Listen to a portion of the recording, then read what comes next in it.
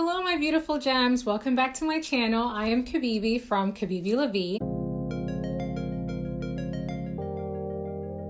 So in this video I'm going to tell you guys exactly how I'm going to be growing my hair using my wig regimen. So right now I'm actually wearing the Valentino wig, which I love this wig. I actually got two more in the number 2. The video I did, I think like 2 videos ago, was with the face framing Cocoa, I believe it was, which is like the lighter color. But I wanted to get something darker to just sort of have it be my everyday wig. After the last video I did where I showed the Lenore wig, which the part was just way too wide, for this wig, I didn't pluck anything like in the parting. The only thing I plucked was the baby hair at the very, very edge. And I put the concealer on the roots to hide the knots. And then I also did the, what is that called? The silicone scar sheet underneath the lace. And you guys can check out the other video where I show you exactly how I did that in order to hide the grid. So I'm really happy with, and my mirror is right here. I'm really happy with how this looks. It's a little bit long for every day. So I'm actually considering cutting, maybe like cut like this much off of it. And if I do that, then I'll do a separate video to show you guys. But I'm thinking of cutting about this much, just to kind of make it less glamorous and more like everyday. Okay, so this is going to be my regimen for the next 2 months, okay? So I'm going to be doing my wig regimen for 2 months, not 2 months. Was it 2 months? 4 months? No, 2 months. 2 months at a time. 2 months at a time, in the sense that every 2 months I'm planning to go back to my stylist Reniece for her to take down the cornrows, wash my hair, do a deep condition, whatever treatment she needs to do, and then reinstall the cornrows, and then I'll go back to wearing my wigs again. Now, when you're doing a complete wig regimen, the most important thing you want to do is make sure that you're moisturizing your hair properly and thoroughly without having your hair in a constant state of like wetness. So when I went to see my stylist, she actually told me about 2 new products that I actually ordered. You guys know anything she tells me to get, I'm using it. I don't even question it. She's like, this is what she's loving these days. So I'm like, whatever it is, mail it off to me. So the first thing I got was the Strands of Faith Holy Grail Collection Conditioning Refresher Spray. Okay, so this is what I'm using as my daily moisturizer. Unfortunately, the nozzle thing, the little sprayer part, it broke in transit. So what I've done is I poured out about half of this into another bottle that has like a little spray, and I used that instead.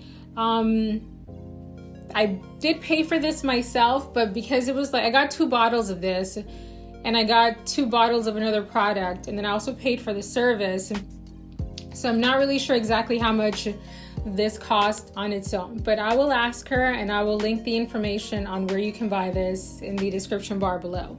So this I use every day. I don't want to use so much that it's like dripping down my neck, especially in like hot South Florida, but you definitely don't want for your hair to start drying out when it's under your wig. And one place that you really want to be mindful of is just behind your ears. I feel like a lot of times when I'm moisturizing my hair, I have to remind myself to get the section that's right behind my ears. Okay, so this is the daily moisturizer that I'm using. And then I'm also using it says Trial Nutrient Oil. So this is actually an oil that my stylist, she created it herself. So this has grapeseed oil, extracts of rhubarb, rose petals, bamboo, sherry kernel, cloves, and lavender. I bought 2 of these bottles. She gifted me 2 of these bottles, and this is like, I've already run through one bottle, and it's been what, like 2 weeks. So I also, for this one, I forgot how much this cost. So for this, what I'm planning to do is I might just, to kind of stretch it a little bit, is dilute it with like another oil, like maybe dilute it with some grapeseed oil, or just like add it to my usual oil mix that I put in my hair, which I'm pretty sure I did a video on that, so I'll link to that so you guys can check that out. With using this oil, one thing that she recommended that I do is to do the greenhouse effect, which the greenhouse effect is when you put some product on your hair, preferably in oil, and then you cover it with a shower cap, and then you either go to sleep with it. It's kind of like you're doing like a deep conditioner overnight, but then you don't rinse it out. I did a video on that technique a few years ago. I'll try to see if I can I should be able to find it, to link to it in this video so you guys can see it. It was, I think when I did it then, it was the greenhouse effect and like the inverted method in one, and the whole thing being just to stimulate the hair follicles and help to increase growth. Dash! I don't know if you guys heard that. Dash is barking. I'm gonna be doing the greenhouse effect twice a week. And in the morning, when I take off the shower cap, then I'll just lightly spritz my hair with the moisturizer. I also use this to seal my hair, so I will moisturize with this every day, and then just add a few drops of this, like along, like in a, I don't even know how to do it. Like if the hair's cornrowed, and I just kind of like do it in a line like this, and then I use my fingers to kind of spread it throughout the hair and make sure it gets on my scalp. So that's what I do every day during my regimen, which is use the moisturizer, seal with the nutrient oil, and then twice a week I use nutrient oil to do the greenhouse effect when I go to sleep. That's what I do daily. To wash my hair, the plan is this: I will be washing my hair every 2 weeks. With my hair being in cornrows, sometimes my scalp gets a little bit funny. It depends on how the weather is. I don't really sweat too much like in my scalp. I don't really work out. I know that's not it's not healthy. I probably need to get back into that. But I'm not really sweating in my scalp, so I'm able to go 2 weeks without washing my hair. I washed my hair this past weekend, and for my first shampoo, I used the Nizoral non-prescription strength Ketoconazole Shampoo. Now this shampoo is an anti-dandruff shampoo, and I use that just as a preventative measure. My scalp doesn't usually get dandruff, but it can get like buildup just thinking about with the products that I'm using, with the oil that I'm using, and I find that with using this just kind of gets ahead of any potential scalp issues that could come up with me putting all this product in my hair and with me only washing it every 2 weeks. So what I do is I take the shampoo, I put it in my color applicator bottle, I dilute it, and then I pretty much just use the suds to shampoo my hair. After I rinse out the Nizoral, I do a second shampoo, and right now I'm using the Design Essentials Honey Cream Moisture Retention Super Detangling Conditioning Shampoo. Ooh, that's a mouthful. This is what I use as my second shampoo. And after I wash it, I do not do a deep conditioner when my hair is in cornrows. I do not use any conditioner when my hair is in cornrows, and here's why.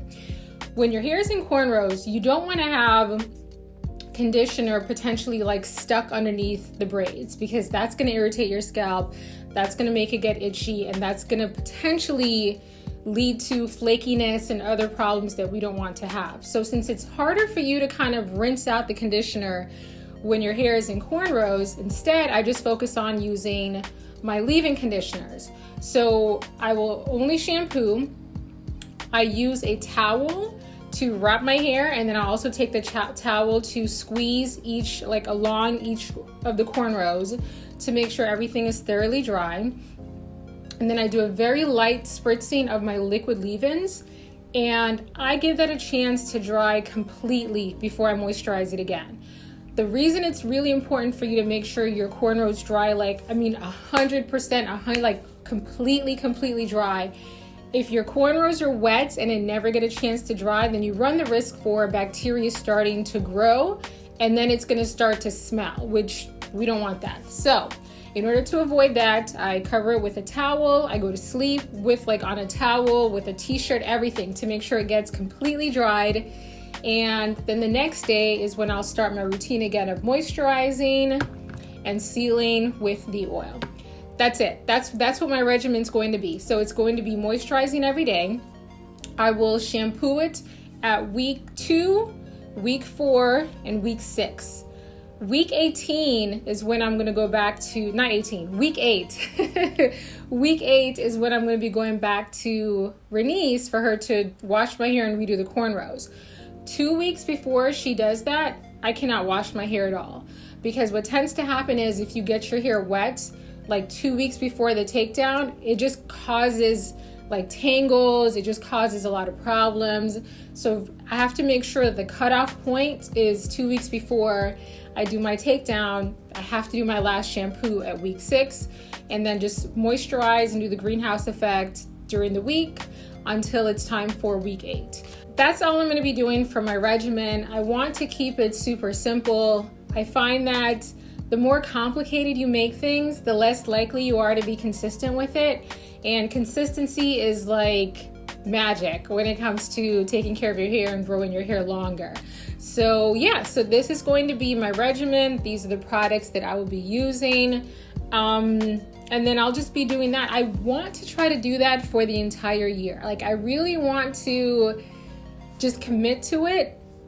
I will go back in probably May to do my relaxer like I normally do, but I want to try to go see my stylist every 2 months to have her do the takedown, have her wash my hair and put the cornrows back in. I really prefer to stick with her doing it. I could potentially do it myself at home, but I find that when I try to like do the cornrows myself, or you know, even to get someone else to do it for me, having too many hands in my hair sometimes is counterproductive. So I've made the commitment that this year I was just gonna, you know, start fresh, chop it all off. Well, you know, chop off the thinner parts and just have her take care of it. So that's the goal for 2020. Hopefully we can stick to that, and then we'll see how my hair turns out at the end of the year. All right, well, thank you guys so much for watching. Please leave a comment below. Let me know if you have any questions. Let me know what your plan is for your regimen. And if you have any suggestions, then I'm always open to that also. All right, so I will see you guys in my next video. Kisses, bye.